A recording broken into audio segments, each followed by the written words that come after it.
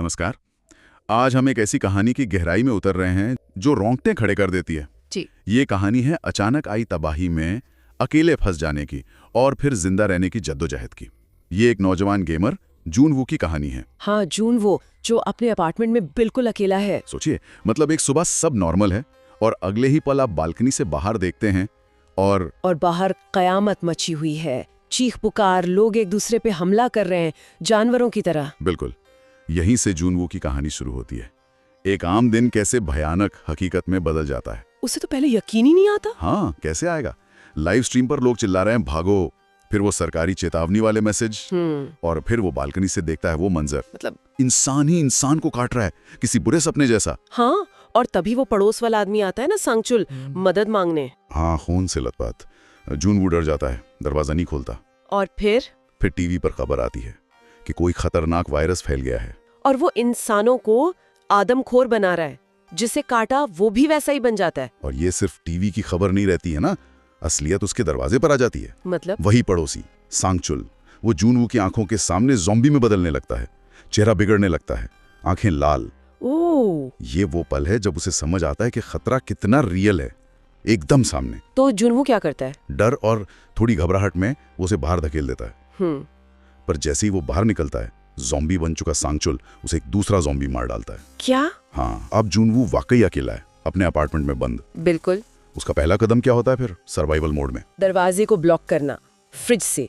शायद ये पहला इंस्टिंक्ट होता है, अपनी जगह को महफूज करो। सही। और फिर परिवार, उनसे कांटेक्ट करने की कोशिश। हाँ, कोशिश करता है, फोन लगाता है, मैसेज करता है, पर नेटवर्क नहीं, कुछ नहीं, सब बेकार। उफ। थोड़ी देर बाद माँ का एक मैसेज आता है, बस छोटा सा, कि वे ठीक है और उसे इंतजार करना है। अच्छा। फिर वो रात को अपने खाने का सामान देखता है। क्या होता है उसके पास? कुछ खास नहीं, थोड़े नूडल्स, थोड़ा पानी, बस। और फिर वो उसे बांटता है, पहले 7 दिन के हिसाब से, फिर लगता है नहीं, 9 दिन चलाना पड़ेगा। दिन बीतते हैं, वो इंटरनेट पर दुनिया का हाल जानने की कोशिश करता है। और वहाँ क्या दिखता है? और दहशत। लोग मदद मांग रहे हैं, गिड़गिड़ा रहे हैं, मर रहे हैं वीडियोस में। वो खुद भी एक वीडियो रिकॉर्ड करता है मदद के लिए कि कोई है, मैं यहाँ हूँ। लेकिन उस वक्त तो कोई फायदा नहीं होता उसका। नहीं, बल्कि ये सब देखकर वो और ज्यादा अकेला और असहाय महसूस करता है। उम्मीद जैसे खत्म होने लगती है। इसी निराशा में उसे अपने ड्रोन का ख्याल आता है। अच्छा, ड्रोन? हाँ। वो ड्रोन बाहर भेजता है, ये देखने के बाहर क्या चल रहा है, कोई और है, कोई रास्ता है। ड्रोन से जो दिखता है वो उम्मीद बढ़ाने वाला नहीं, तोड़ने वाला होता है। मतलब लाशों और ज़ॉम्बीज से पटी पड़ी है, दूर दूर तक कोई जिंदा इंसान नहीं। बाप रे। ये वो पल है जहाँ अकेलेपन का एहसास शायद सबसे गहरा होता है। उसे लगता है मैं ही बचाऊं बस। ये तो बहुत बड़ा मनोवैज्ञानिक झटका है। हाँ, और इसी निराशा के बाद एक और घटना होती है जो उसे और तोड़ देती है। वो पुलिस अफसर वाली? हाँ, रात का अंधेरा, गोलियों की आवाज, एक अकेली महिला पुलिस अफसर बहादुरी से ज़ॉम्बीज के झुंड से लड़ रही है। जूनू ये सब देख रहा है? हाँ, खिड़की से।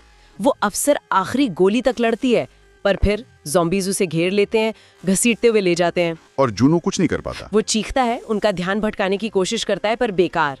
अपनी आंखों के सामने किसी को मरते देखना और कुछ ना कर पाना, ये उसे अपराध बोध और लाचारी से भर देता है। और फिर खतरा और करीब आता है ना? हाँ, जब एक ज़ॉम्बी उसके अपने दरवाजे पर हमला करता है। बिल्कुल।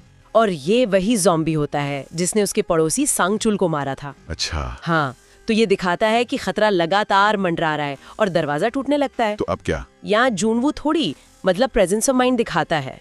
वो दौड़कर बालकनी से लटक जाता है। क्या, बालकनी से? हाँ, ज़ॉम्बी उसका पीछा करता है और नीचे गिर जाता है। हाँ। बच गया। पाल बाल।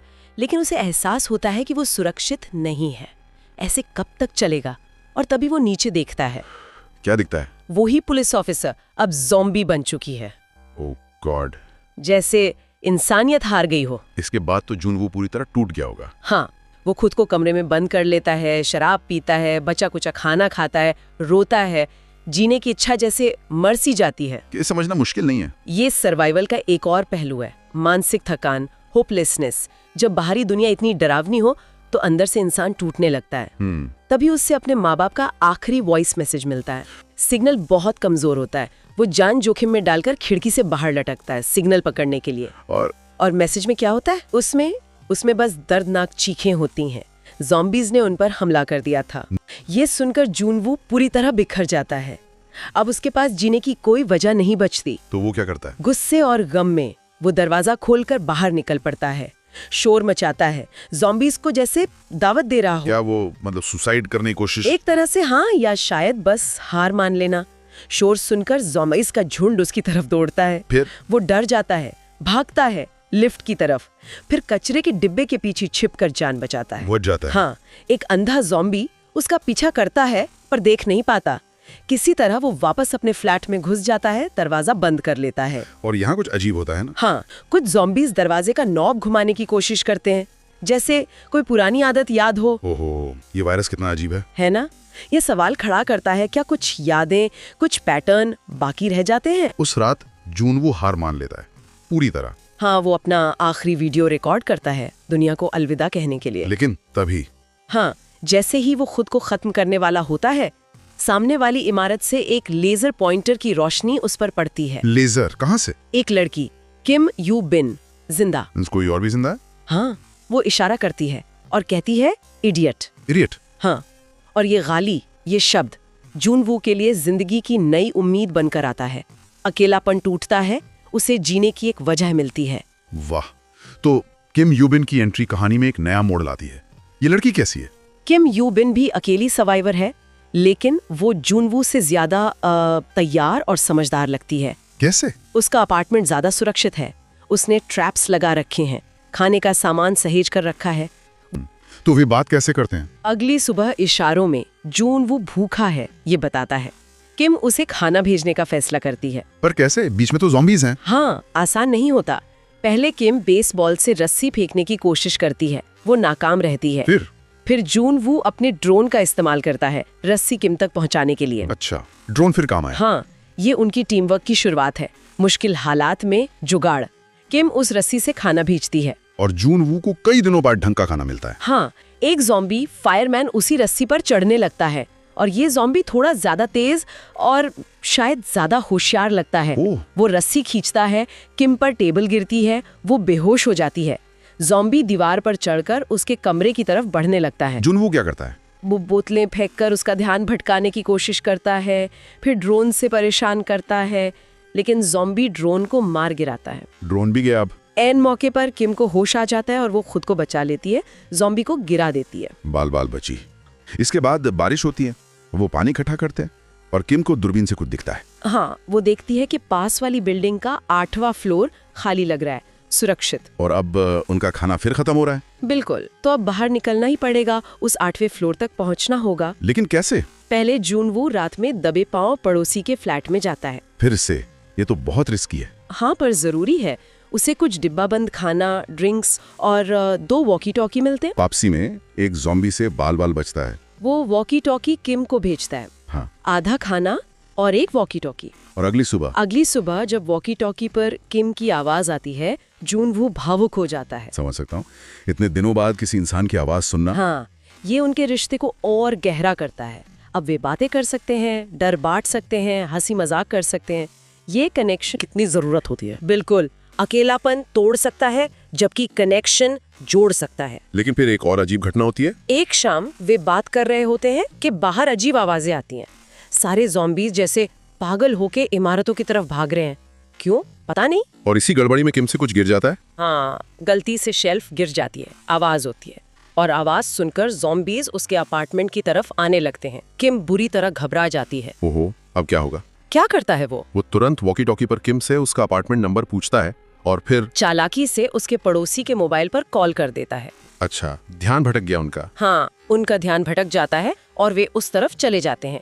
जूनवू की तेज सोच किम की जान बचा लेती है। वाह, तब उनका फ्लोर भी सुरक्षित नहीं रहा, उन्हें निकलना ही होगा 8वें फ्लोर पर। हाँ, खाना भी खत्म है। वे प्लान बनाते हैं, कैसे जाते हैं। किम पहले रस्सी से नीचे उतरती है। नीचे ज़ॉम्बीज हैं, वो उनसे लड़ती हैं। एक ज़ॉम्बी उसे गिरा देता है। ओह नहीं। तभी जूनवू भी नीचे कूदता है उसे बचाने के लिए। दोनों नीचे ज़ॉम्बीज के बीच। हाँ, वे भागते हैं, सीढ़ियों से कांच का दरवाजा बंद करते हैं, फिर लिफ्ट में कूद जाते हैं। किस्मत से लिफ्ट में बैकअप पावर होती है और वो उन्हें 8वें फ्लोर पे ले जाती है। बच गए, 8वें फ्लोर पर पहुंच गए। हाँ, पर वहाँ पहुँचते ही उन्हें एक अकेला ज़ॉम्बी दिखता है। जूनवू उससे निपटने जाता है, तभी क्या सीढ़ियों से ज़ॉम्बीज की पूरी भीड़ अंदर घुस आती है। फिर से फंस गए। हाँ, हालात बेकाबू हो जाते हैं। किम दरवाजे खोलने की कोशिश करती है, कोई तो खाली होगा। जूनवू गेट तोड़कर उन्हें रोकने की कोशिश करता है और तभी एक दरवाजा खुलता है।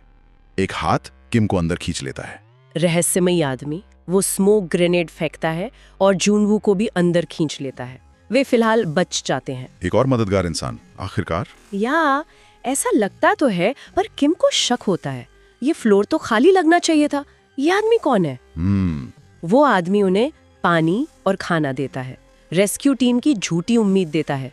लेकिन किम कमरे में लगी तस्वीरें देखती है, वो उस आदमी की नहीं लगती। कुछ गड़बड़ है। हाँ, तभी जुनवो बेहोश हो जाता है, फिर किम भी।